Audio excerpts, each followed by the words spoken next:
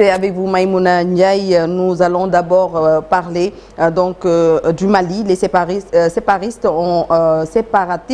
ont affirmé avoir tué 84 membres du groupe russe Wagner, c'est ça, et 47 soldats maliens.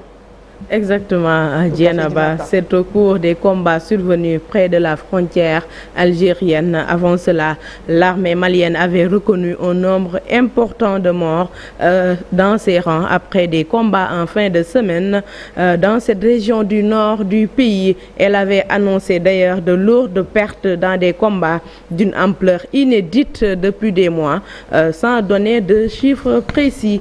En Guinée, les avocats de Moussa Dadis Camara, condamnés à 20 ans de prison par un tribunal de Conakry, ont décidé de faire appel. Ils se disent surpris par la condamnation de l'ancien chef de la junte pour crime contre l'humanité sur la base de la responsabilité du supérieur hiérarchique.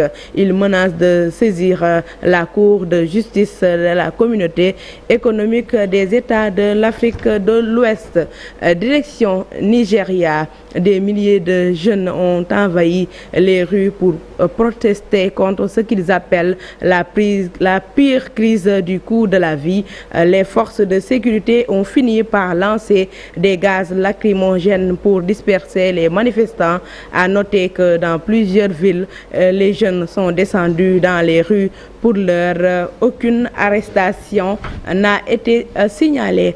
Et puis, RDC, pour terminer cette page internationale, une enquête est ouverte après l'attaque déclarée contre une résidence de l'ex-président Joseph Kabila. Une attaque qui serait menée par des jeunes affiliés à l'UDPS, le parti de Félix Tshisekedi, chef de l'État depuis 2019.